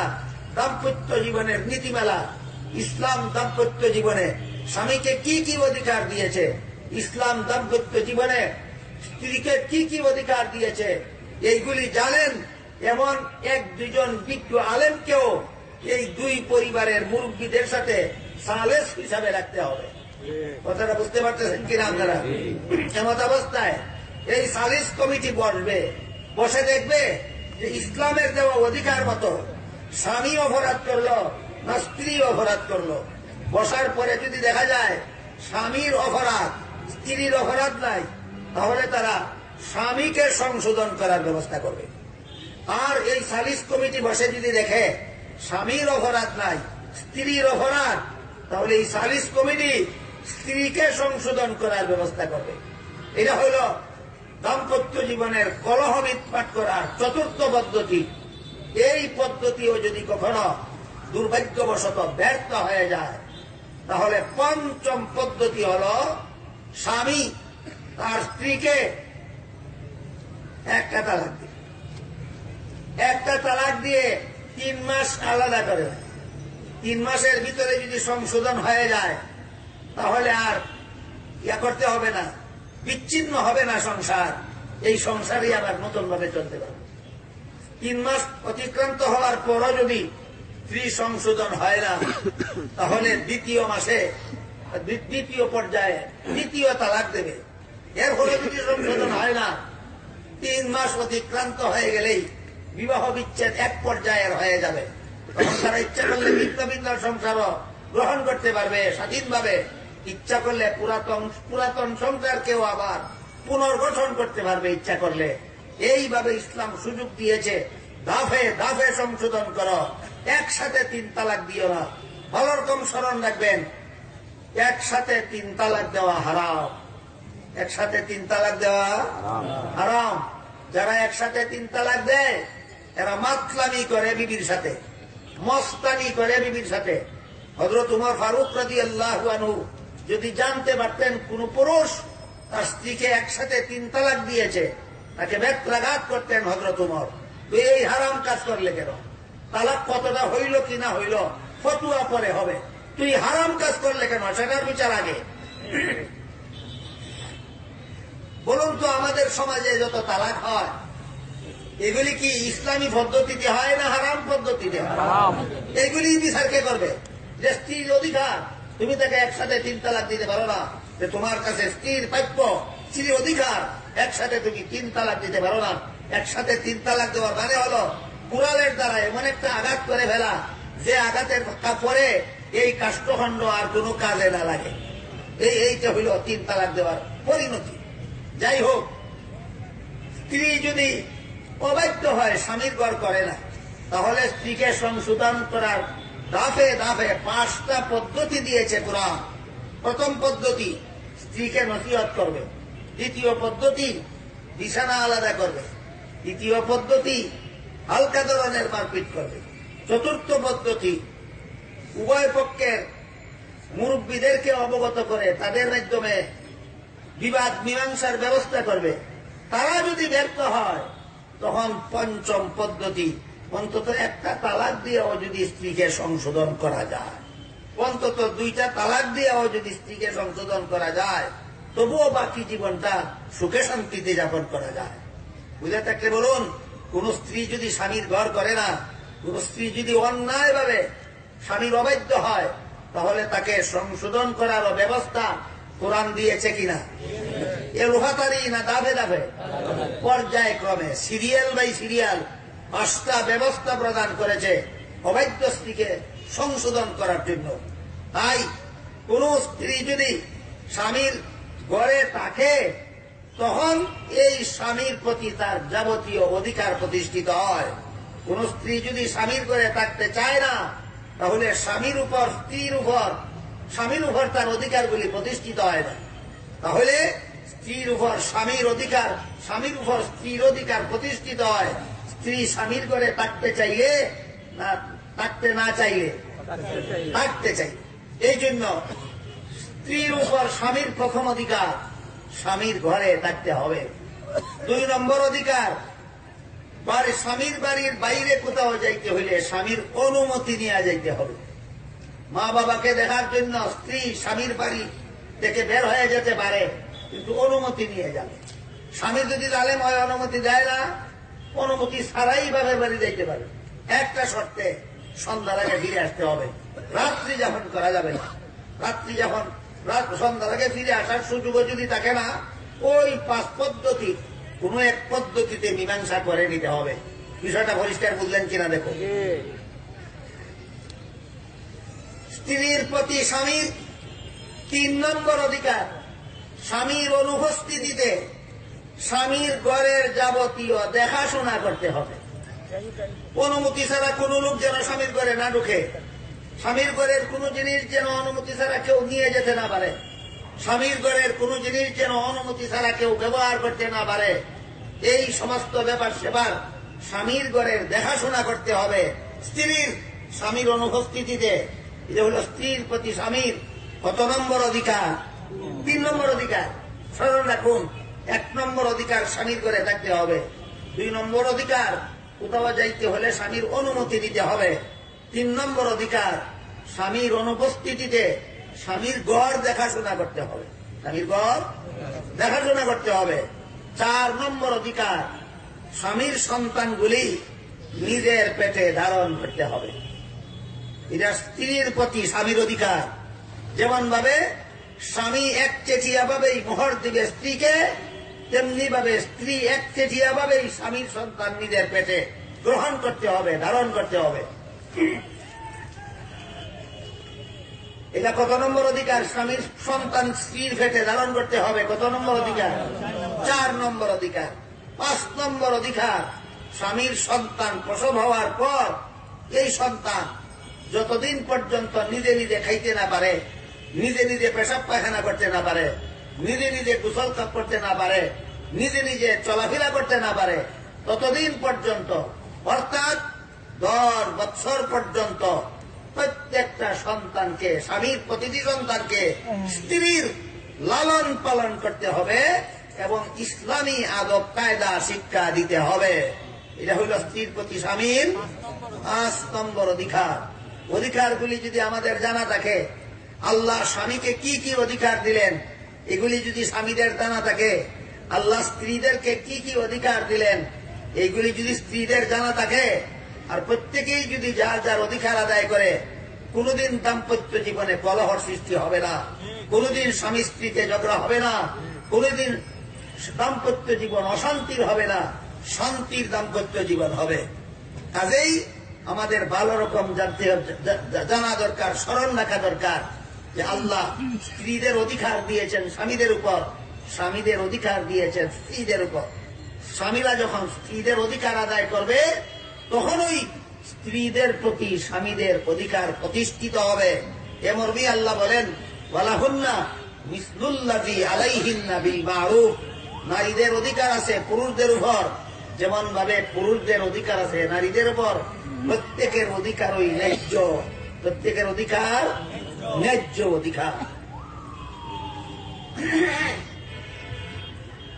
মা বোনদের পক্ষ থেকে কয়েকটা প্রশ্ন আমার কাছে পাঠানো হয়েছে।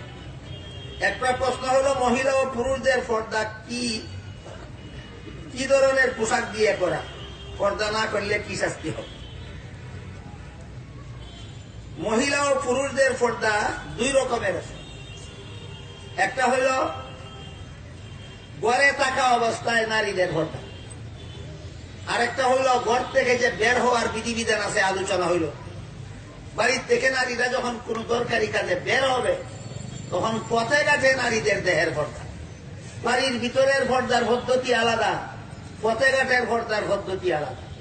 বাড়ির ভিতরের পর্দার পদ্ধতির বিবরণ দিয়ে আল্লাহ কোরআনের আয়াতে বলেন, ইয়া আইয়ুহাল্লাযীনা আমানু লা তাদখুলু বুয়ুতান গায়রা বুয়ুতিকুম হাত্তা তাস্তানিসু ওয়া তুসাল্লিমু আলা আহলিহা। অর্থাৎ হে মুসলমান পুরুষেরা, তোমরা যে ঘরে ভিন্ন নারী থাকার সম্ভাবনা আছে, ভিন্ন নারী, তোমার বিবি নয়, তোমার মা নয়, তোমার বোন নয়, ভিন্ন নারী, যে ঘরে ভিন্ন নারী থাকার সম্ভাবনা আছে সেই ঘরে তুমি অনুমতি ছাড়া প্রবেশ করতে পারো না। এটা হইল নারীদের ঘরের ভিতরে পর্দা রক্ষা করার ব্যবস্থা। এই জন্য মুফাসসিরিনে কেরাম লেখছেন যে মুসলমান নারী, মুসলমানের কোন নারী যে কামরার ভিতরে থাকে, এই কামরার ভিতরে তার দুলাভাইয়ের ঢুকতে যদি পারমিশনের দরকার হয় না, তার দেবর যদি তার ঘরে ঢুকতে পারমিশন লাগে না, তার চাচাতো ভাই, মামাতো ভাই, খালাতো ভাই, ফুফাতো ভাই, এই নারীর কামরার ভিতরে ঢুকতে যদি পারমিশন লাগে না, তার যখন ইচ্ছা তখনই এই মহিলার রুমে ঢুকতে পারে। এই সিস্টেম যে পরিবারে আছে, এই পরিবারের মেয়ে লোকেরা যার যার ঘরের ভিতরেই বেপরদা। এই পরিবারের মেয়ে লোকেরা যার যার ঘরের ভিতরেই বেপরদা। তিনি প্রশ্ন করেছেন, অত্যন্ত মূল্যবান প্রশ্ন করেছেন, যে পর্দা করার ব্যবস্থা কি? একটা হইল ঘরের ভিতরে পর্দা করার ব্যবস্থা, একটা হইল ঘর থেকে বের হলে পর্দা করার ব্যবস্থা। বলুন মুসলমান মহিলাদের ঘরের ভিতরে পর্দা করার ব্যবস্থা কি? ভিন্ন পুরুষ যেন পারমিশন ছাড়া তোমার ঘরে ঢুকতে না পারে, এটা হইল মুসলমান মহিলাদের ঘরের ভিতরে পর্দা করার ব্যবস্থা। যে মহিলার ঘরের ভিতরে খালাতো ভাই, ফুফাতো ভাই, মামাতো ভাই, চাচাতো ভাই ঢুকতে পারমিশন লাগে না, যে মহিলার ঘরের ভিতরে দুলাভাই ঢুকতে পারমিশন লাগে না, যে মহিলার ঘরের ভিতরে দেবর ঢুকতে পারমিশন লাগে না, এই মহিলা ফতেঘাটে বেপরদা না ঘরের ভিতরে বেপরদা? ফতেঘাটে বেপরদা তো হয় যতক্ষণ ফতে চলে ততক্ষণ, আর ঘরের ভিতরের বেপরদা হয় সর্বক্ষণ। ফতেঘাটের বেপরদা হয় যতক্ষণ ফতে চলে ততক্ষণ, আর ঘরের ভিতরের বেপরদা হয় সর্বক্ষণ। যে সমস্ত মহিলারা সর্বক্ষণ ঘরের ভিতরে বেপরদা, তাদের ফতেঘাটের পর্দা চিন্তা করি আর লাভ কি? আর একটা হইল ফতেঘাটের। আল্লাহ পাক রব্বুল আলামিন নারীদেরকে যেমন ভাবে বসবাসের ঘরে থাকতে নির্দেশ দিয়েছেন, তেমনি ভাবে বিশেষ কিছু দরকারে বাড়ি ঘরের বাইরে যাওয়ার অনুমতিও দিয়েছে। কোন কোন দরকারে সেটা আলোচনার সময় এখন নাই। বিশেষ কতগুলি দরকারে আল্লাহ নারীদেরকে বাড়ি ঘরের বাইরে যাওয়ার অনুমতিও দিয়েছেন। যেমন হজ করতে হইলে নারী ঘরের ভিতরে বসে হজ হবে না। ওয়াজ শুনতে হইলে নারী অনেক সময় ঘরে বসে ওয়াজ শোনার সুযোগ হয় না। তফসির শুনতে হইলে নারী অনেক সময় ঘরে বসে তফসির শোনার সুযোগ হয় না। যেখানে গেলে হজ হয়, ঘর থেকে বের হয়ে সেখানে যেতে পারে। যেখানে গেলে চিকিৎসা হয়, ঘর থেকে বের হয়ে সেখানে যেতে পারে। যেখানে গেলে ওয়াজ শোনার সুযোগ হয়, ঘর থেকে বের হয়ে সেখানে যেতে পারে। যেখানে গেলে তফসির শোনার সুযোগ হয়, ঘর থেকে বের হয়ে সেখানে যেতে পারে। কিন্তু আল্লাহ বলেন, লা তাবাররাজনা তাবাররুজাল জাহিলিয়াতিল উলা। এই সমস্ত দরকারে যখন মুসলমানের নারীরা ঘর থেকে বের হবে, তখন প্রাচীন যুগে অসভ্য বর্বর নারীদের মতো বেপর্দা হয়ে যাবে না। তাহলে ঘর থেকে বের হলে পর্দা কিভাবে করবে? পর্দা করবে এমন ঢিলা ডালা মোটা কাপড়ের বুরখা অথবা চাদরের দ্বারা। স্মরণ রাখতে হবে কি ধরনের পোশাক দিয়ে পর্দা করবে মেয়ে লোকেরা। পোশাক দিয়ে পর্দা করতে হয় না ঘরের ভিতরে, পোশাক দিয়ে পর্দা করতে হয় রাস্তাঘাটে। মেয়ে লোক যখন রাস্তাঘাটে বের হবে তখন পর্দা করার সিস্টেম দুইটা, একটা হলো চাদরের দ্বারা আর একটা হলো বুরখার দ্বারা। চাদর দ্বারা যদি ফতেঘাটে মেয়ে লোকরা শরীরের পর্দা করে, তাহলে চাদরটা এমন হতে হবে যেন মাথার থেকে পাও পর্যন্ত সর্বাঙ্গ এই চাদরে জড়াইয়া যেন রাস্তার পুরুষদের দৃষ্টির আড়াল করা যায়। যে চাদরের দ্বারা সহজ হয় না, খুব কঠিন হয়। সহজ হয় বুরকার দ্বারা করবে। বুরকা এমন ভাবে বানানোই থাকে যে মাথার থেকে পাও পর্যন্ত গায়ে পরে নিলেই ঢাকা হইয়া যায়। মুফাসসিরিনে কেরাম তাফসীরের কিতাবে লিখেছেন, ফতেঘাটে যে মেয়ে লোকেরা বুরকার দ্বারা পর্দা করবে, এই বুরকাটা কেমন হওয়া চাই? এই বুরকাটা এমন হওয়া চাই যেন মাথার থেকে পা পর্যন্ত সর্বাঙ্গ ঢাকে। সর্বাঙ্গ। বর্তমানে কিছু হয়েছে যারা বলে যে মেয়ে লোকের মুখের কোনো পর্দা লাগে না। এদের এই ভ্রান্ত শিক্ষা পাইয়া কিছু মেয়ে লোক বর্তমানে পথে ঘাটে বুরকা পরে চলে কিন্তু মুখ খোলা রাখে। এদের ব্যাপারে তাফসীরের কিতাবে একটা উদাহরণ দিতেন, বড় চমৎকার উদাহরণ দিতেন। একটা পুরুষ যদি একটা মেয়েকে বিয়ে করার প্রস্তাব করে, উভয় পক্ষে যদি সাব্যস্ত হয় যে উভয় পক্ষকে আগে দেখে নিবে, স্বামী স্ত্রী উভয়কে দেখে নেবে, দেখার পরে যদি উভয়কে পছন্দ করে তাহলে বিয়ে হবে। এমন অবস্থায় ছেলেটা মেয়ে দেখতে গেল, মেয়ে বলল তুমি আমার হাত দেখে নাও, আমার পা দেখে নাও, আমার মাথা দেখে নাও, আমার চুল দেখে নাও, মুখ দেখাবো না, বলো বিয়ে করবা কিনা। কেন?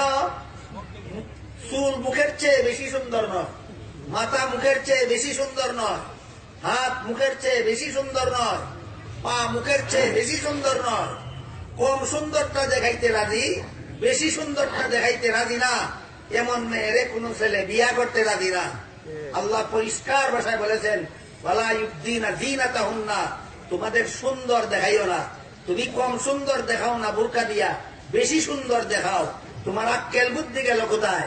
তোমার বিবেক বিবেচনা গেল কোথায়? তোমার কাণ্ড জ্ঞান গেল কোথায়? এজন্য মুফাসসিরিনে কেরাম লেখেন, মেয়ে লোকের ফতেঘাটের পর্দা যদি বুরকা দ্বারা করে, বুরকাটা এমন হতে হবে যেন মাথার থেকে পাও পর্যন্ত সর্বাঙ্গ ঢাকে। হ্যাঁ, রাস্তা দেখার জন্য চোখের সামনে নেট থাকতে পারে, সেটা ভিন্ন কথা, কিন্তু সর্বাঙ্গ ঢাকতে হবে। 2 নম্বর, বুরকাটা যেন এমন ঢিলা ডালা কাটিং এ তৈরি হয় যে এই বুরকাটা গায়ে দিলে শরীরের গঠন গাঠন যেন ফুটতে না উঠে। বর্তমান সমাজে অনেক ক্ষেত্রে দেখা যায় বুরকা আর একটা নিউ ফ্যাশন। বুরকা নয়, নিউ ফ্যাশন। কি নিউ ফ্যাশন? বুরকা পিন্দার আগে শরীরের গঠন গাঠন এমন ভাবে ফুটতে উঠে না, বুরকায় যেভাবে শরীরের গঠন ফুটাইয়া তুলে। কুন্দরের ঢিলাডালা বুরকা না টাইট ফিট বুরকা। আল্লাহ রাসূল বলেন, আখিরি জমানায় একদল অত্যাধুনিকা চরমপন্থী নারীদের আবির্ভাব হবে, যারা পোশাক পইরাও ল্যাংটা থাকবে। হাদিসের ব্যাখ্যায় লেখা আছে, পোশাক পইরা ল্যাংটা বলতে এর বিভিন্ন ব্যাখ্যা আছে। এর মধ্যে এক ব্যাখ্যা, যে নারী এমন পোশাক পইরা রাস্তায় বেরিয়ে যে পোশাক পরার কারণে পোশাক এত টাইট ফিট যে এই টাইট ফিট পোশাকের কারণে তার শরীরের গঠন গাঠন ফুটাইয়া তুলে। আল্লাহ রাসূল বলেন, এমন পোশাক পিন্দা আর ল্যাংটা থাকা সমান। সুতরাং এটারে ল্যাংটা মার্কা বুরকা বলা যাইতে পারে, এটারে পর্দার বুরকা না বলে ল্যাংটা মার্কা বুরকা বলা যেতে পারে। এই জন্য মুফাসসিরিনে কেরাম তাফসীরের কিতাবে লিখেছেন, বুরকার জন্য প্রথম শর্ত মাথার থেকে পা পর্যন্ত ঢাকতে হবে। 2 নম্বর শর্ত টাইট ফিট হতে হবে, না ঢিলা ডালা। 3 নম্বর শর্ত হলো বুরকাটা এমন মোটা কাপড়ের হতে হবে যেন বাইরের থেকে ভিতরে না দেখা যায়। বুরকার জন্য কত নম্বর শর্ত? 3 নম্বর শর্ত। 4 নম্বর শর্ত হলো বুরকাটা এমন সাদা সিধা কাপড়ের হতে হবে যেন চকচকের কারণে পুরুষ ফলের দৃষ্টি আকর্ষণ না করে। বুরকা যেন নকশাদার না হয়। বুরকা নকশাদার হইলে শাড়ি একই দোষ করছিল। শাড়ির উপর দিয়ে যদি নকশাদার বুরকা পরলো তাহলে শাড়ির কি দোষ ছিল? নকশায় পুরুষের দৃষ্টি আকর্ষণ করে বলে নকশা ঢাকার জন্য যেই বুরকা, সেই বুরকার মধ্যে যদি চকচকা কাপড় দিয়ে আবার নকশাই করা হইল, শাড়ির কি দোষ ছিল? এই জন্য মুফাসসিরিনে কেরাম লিখেছেন, বুরকাটা সাদা সিধা হতে হবে, চটকদার নয়, নকশাদার নয়। এই রকম বুরকা পরে নারী বাড়ির বাইরে গেলে এটা হলো ফতেঘাটের পর্দা। বুঝে থাকলে বলুন, নারীর পর্দা সব ক্ষেত্রে সমান না ঘরের ভিতরের পর্দা আলাদা, ফতেঘাটের পর্দা আলাদা? ঘরের ভিতরের পর্দা বুরকা, ঘরের ভিতরের পর্দা ভিন্ন, পুরুষ পারমিশন ছাড়া যেন ঢুকতে পারে না, এই ব্যবস্থা যেন প্রতিটি মুসলমানের পরিবারে থাকে। এটা হলো ঘরের ভিতরের পর্দা। আর ঘরের বাইরের পর্দা হইল বুরকা। এরপরে প্রশ্ন করেছেন, টিভি দেখা, মোবাইলে গান শোনা কিরূপ গুনাহ? জেনে শুনে বুঝে গুনাহ করলে মাফ হবে কি? টিভি দেখা টিভিতে ভিন্ন নারী ভিন্ন পুরুষের ছবি দেখা হারাম। টিভিতে ভিন্ন পুরুষে ভিন্ন নারীর ছবি দেখা হারাম। বাস, যে টিভিতে ভিন্ন পুরুষ ভিন্ন নারীর ছবি দেখার ব্যবস্থা আছে, যে টিভিতে ভিন্ন নারী ভিন্ন পুরুষের ছবি দেখার ব্যবস্থা আছে, এমন টিভি দেখা হারাম। মোবাইলে গান শোনা, যে কোনো অবস্থায় গান শোনা হারাম। মোবাইলে হোক, যে কোনো অবস্থাতে হোক, যে কোনো অবস্থায় গান শোনা হারাম। গুনাহ জেনে বুঝে করলে মাফ হবে কি? অবশ্যই। জেনে বুঝে যারা গুনাহ করেছে, এরা যদি অতীতের গুনার জন্য লজ্জিত হয়ে যায় এবং গুনার অভ্যাস ছেড়ে দেয়, আল্লাহর কাছে ওয়াদা করে আর ভবিষ্যৎ জীবনে কোনোদিন গুনাহ করবে না। আল্লাহ ওয়াদা দিয়েছেন, অবশ্যই আল্লাহ সব গুনাহ মাফ করে দেবে। 3 নম্বর প্রশ্ন করেছেন স্বামী স্ত্রীর কর্তব্য। এটা আমার আজকের আলোচ্য বিষয়, সবিস্তারে আলোচনা হয়েছে।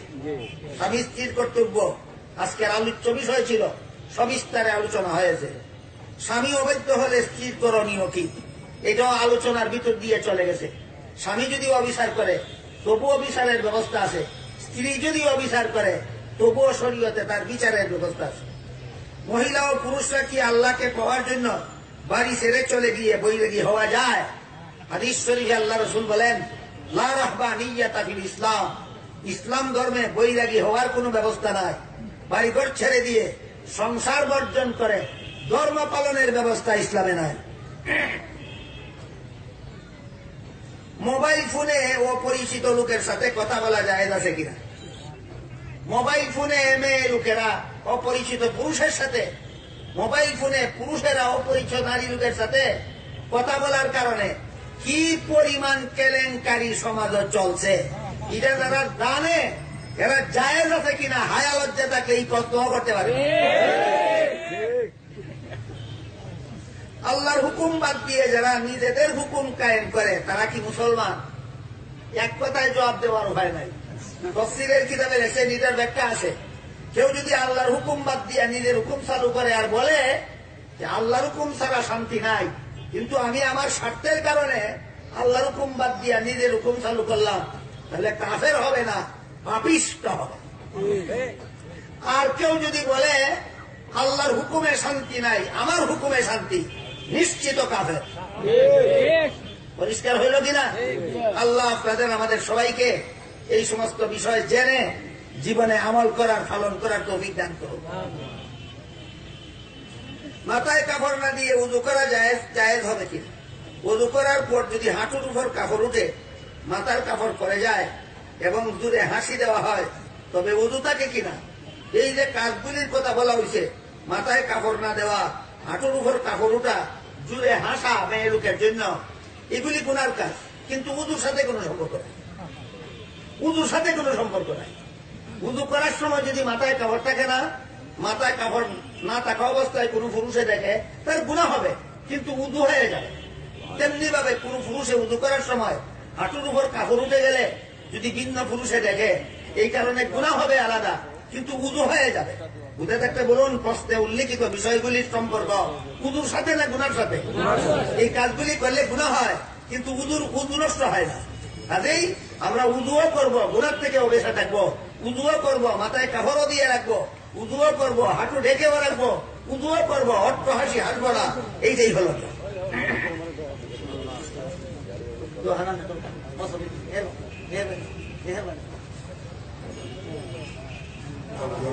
المرسلين وعلى آله وأصحابه وأهل بيته أجمعين. ربنا ظلمنا أنفسنا وإن لم تغفر لنا وترحمنا لنكونن من الظالمين. ربنا آتنا في الدنيا حسنة وفي الآخرة حسنة وقنا عذاب النار. ربنا لا تزغ قلوبنا بعد إذ هديتنا وهب لنا من لدنك رحمة إنك أنت الوهاب. ربنا لا تزغ قلوبنا بعد إذ هديتنا وهب لنا من لدنك رحمة إنك أنت الوهاب. اهدنا الصراط المستقيم، اهدنا الصراط المستقيم، صراط الذين أنعمت عليهم غير المغضوب عليهم ولا الضالين. আয় আল্লাহ, আমরা আজকের এই মাহফিলে তুমি কবুল মঞ্জুর করো। আল্লাহ, আমার মা বোন হতে যে সমস্ত গুরুদারের দিনের ওয়াজ শুনানি হয়েছে আল্লাহ তালার এইগুলি মানিয়া চলার আমরা সবাইকে তৌফিক দান করুন। আল্লাহ আমরা জীবনের সমস্ত গুণাগুলিকে মাফ করে দাও। আয় আল্লাহ আমরা জীবন দিয়ে তোমার রঙে রঙিন করে দাও, তোমার হাবিবের রঙে রঙিন করে দাও। আয় আল্লাহ তোমার সমস্ত হুকুমগুলি আমরা যথারীতি রাখি জীবনটা মানিয়া চলার তৌফিক দান করো। আল্লাহ কাজিমুল কোরআন পরিষদের কবুল মঞ্জুর ফরমাও।